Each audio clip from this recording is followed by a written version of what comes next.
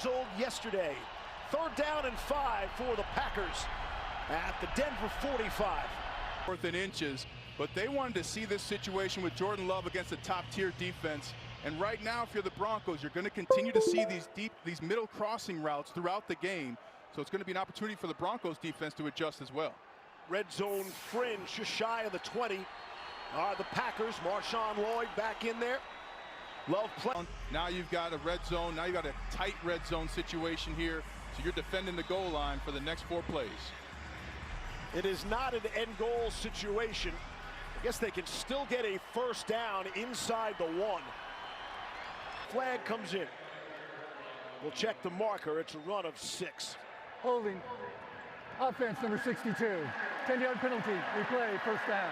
Zach Allen drawing the hold because he's in the backfield again. This is the 4th time on this drive he's beaten the offensive lineman at the snap and been in the backfield. Did a little bit of embellishment. There's nothing wrong with that if it's for the home team. But you got to sell it sometimes, and all the veterans know that. That's on Jacob Monk. Packers have some injury issues up front. He's a natural center. Looks like he might start at the right guard spot. He's in a nightmare right now against Zach Allen. 1st and 20 from just outside the 20 now. Love out of the shotgun. Broncos rush 4. Throws. Matthew Golden able to haul it down. A flag comes in. Dropped at the 11 for a pickup of 8. Justin Sternad made the stop, and we'll check the penalty again. They're walking the other way, though. Hey, it's preseason for the rest. Isn't that what you say, Steve? Preseason for everyone. The other thing about conditioning that fans miss right now in this game, this is the most reps this defense has taken in a row since training camp. Usually do 6 reps for the starters, and they get out of there. So this is a good conditioning test for the season. Yeah, Matt LaFleur wanted to know what was going on as well. More play action. Love off the back foot, waiting for Christian Watson to come across, and he is belted out of bounds. And I mean belted by Pat Surtain. We could hear that all the way across the field and in the booth. And right after not wrapping up tight enough, Steve, what's Pat Surtain do? Knocks you out of bounds. And Christian Watson is a fantastic receiver. He was trying to deliver a blow, turning that corner, not against Pat Surtain. Packers have run that play, I think, 5 times already. Fake the run to the right. Love throws out to the left. 2nd and 5 from the 13. Love hands off to Chris Brooks. He's met immediately by the Broncos defense, led by Talanoa Hufanga. Pick up a 2 on the play. Bring up a 3rd down and 3 from the 11. This is a time-consuming opening drive. These defensive starters are getting some good work here for Denver. And it starts with Talanoa Hufanga in this one, all playing that safety position. First one to make contact, just a yard behind the line of scrimmage. So everybody's on their P's and Q's to start the game. 3rd down and 3 from the Denver 11.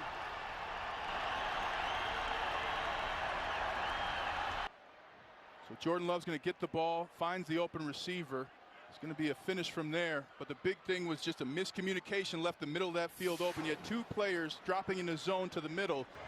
And he smacks it through. Extra point is good. And it's going to be taken by Hurleman. Hurleman gets across the 25, across the 30-yard line, and the Steelers will have decent field position to start this drive. Drew Allard trying to get things going. 27 yards on that return. In this drive here, you should expect the Steelers press the tempo a little bit. You still have 7 minutes on this clock here. They have to score in a hurry if they want to put themselves in position to win this game. Mike McCarthy calls the plays. Last week, a lot of successful plays over the middle.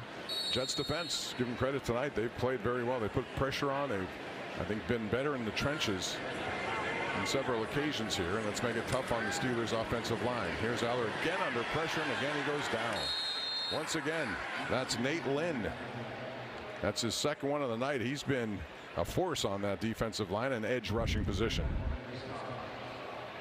This is one here where the offensive line has to do a better job of protecting. You know, it's obviously passing situation for the rest of the game here. They have to firm it up to allow Drew Allard to get the ball out of his hand. Roderick Jones has been in there an awful lot. Again, his snap total will be high tonight. And he's been looking backwards a couple of times as well tonight. So still a lot of work to be done by some of those guys on that offensive line. That was a loss of 10.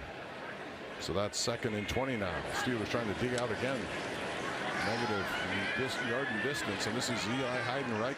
That's his best run of the night. Let's go downstairs. Missy Matthews has more. Well, guys, after last season, the Steelers decided to switch the playing surface from Kentucky bluegrass to Tahoma 31 Bermuda grass. The new mixture that's more resistant to colder conditions like winter here in Pittsburgh. And team president Art Rooney II said other stadiums across the country have had success with it. It was installed in July so that the sod had time to take root. It looks beautiful so far in this preseason, no doubt about it.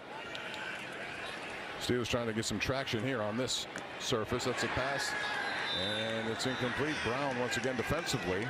That was intended for Jacoby Kearney-James. Those two number 30s for the Jets have played well. Brown on defense and Bergen on offense with a big reception before that field goal. Yes, it is. James, first year out of UMass, just couldn't create enough separation right there. Cameron Johnston's been a busy man. And this is the man who had that big reception that led to the field goal. Junior Bergen. It's away from a couple of players before he's down 28-yard line. That's where the Jets will go to work. Time is on their side. 5:22 left after a 7-yard return on a 51-yard punt. 10-0 New York. The welcome home celebration is for now, though. Back to Pittsburgh. Jets and Steelers 4th quarter action. He was there last year, went 0-4, 2 touchdowns, 7 interceptions. He got in, late in the season. Justin Fields was there, and he was playing with a team that at that point was a little in disarray. They went 3-14 last year. Last week, though, he got into the game, was 9-15, 108 yards, and a pretty good effort. And they have not truly named their backup quarterback to Geno Smith. So a lot of these guys are all competing for that in hopes of being one play away if you're backing up. 2nd and 4 handoff. Up the middle to Sam Scott. He's going nowhere. In fact, driven backwards right there. Kevin Jabi, number 92, is there to meet him. There you see the quarterbacks. We've talked a lot about how many quarterbacks. Aaron Rodgers, of course, will be your starter. Mason Rudolph, Mike McCarthy sounded as if, he's seen enough. And that's it. When your top two do not play, he wants to get the reps to the young guys in the manner that he did today with starting Will Howard and Drew Aller finishing it. So this is the method that they took. How much will we see these guys next week in the final preseason game? Jets are 5 of 13 on 3rd down. Cook rolling, throwing. Good tackle right there, and that's going to be short of 1st down yardage. Andrew Beck was the man who made the reception. Now they call it incomplete. So this is what you want if you're the Steelers. Stop clock right here, 3:46 on the clock as they ruled it incomplete, so they will put some time back on the clock here. Jack Henderson was in coverage. The ruling on the field is an incomplete pass. Take a look at it again. Please reset the game clock to 3:58. It will start at the snap. That gives them about 22 seconds added on. Thank you. With that incomplete pass. So now the Steelers see if they can get a good return here, or maybe potentially set up for the block. Yeah, originally the linesman over there called it a reception, and they quickly changed that. McNamara is punting once again for the Jets. Steelers need some plays here in field position on special teams. Give them a little bit of jolt. Max Hurleman is back deep to receive this one. Sideline, a good kick again by McNamara. Hurleman meets a wall at about the 22-yard line, and that's where the Steelers go to work, down 10 with only 3:48 left. Dean Clark was one of those back there special teams for the Jets. 3:48 here. You're in obviously passing situations here, and they have to go 79 yards to put the ball in the end zone, or maybe get close enough, kick a field goal, and attempt an onside kick here. So who knows how this is going to play out here. Mike McCarthy would just like to get something going here offensively. Travis Homer is now in the game for the first time tonight, behind Drew Aller, who's been the quarterback since halftime, first half. In case you join us late, Will Howard, 2 interceptions on the night. .38 passer rating, so not what he wanted in his first start here in the preseason. Aller delivers, and it's incomplete. That was Powell. The thing about Powell is from Clemson, but when you count, he has 2 Super Bowl rings. He was with Kansas City when they won twice. He has a college football playoff championship with Clemson, and then he has one for the DC Uniters. So he has 4 rings. Which one you think is the biggest there? The Chiefs, I'm sure it is, but that's a pretty good resume for not really having an opportunity to play. He was a UFL champion, I think, last year.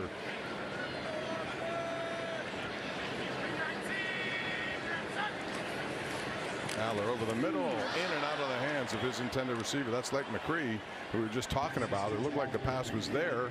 Could have been first down yardage. Sets up instead 3rd and 10. And Drew Aller, understand the blitz is coming to the left. Ball has to get out of his hands. Finds the right hot guy. Have to make that catch. And he knew it. Yep. He knew it right away. He clapped, realizing that was a big play that would have gave them a new set of downs.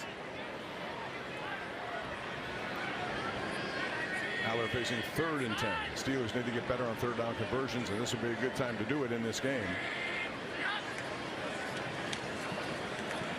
Aller throwing good coverage once again.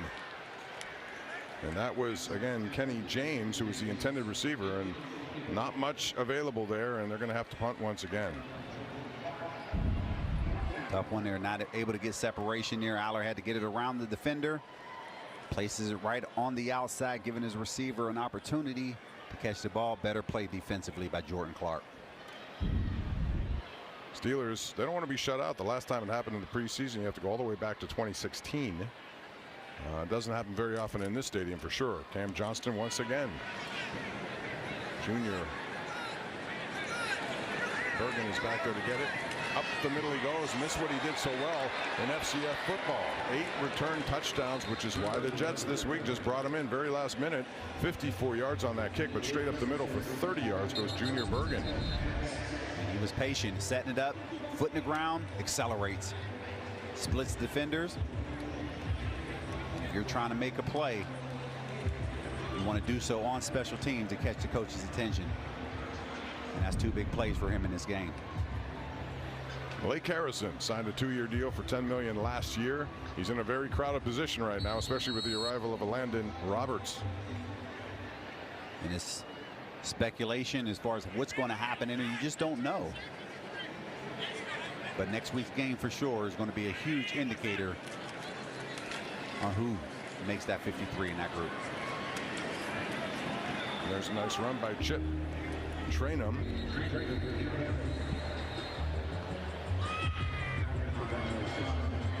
So not much happened here tonight for the Steelers. You wanted to talk about the United Way, and I know we haven't had a chance.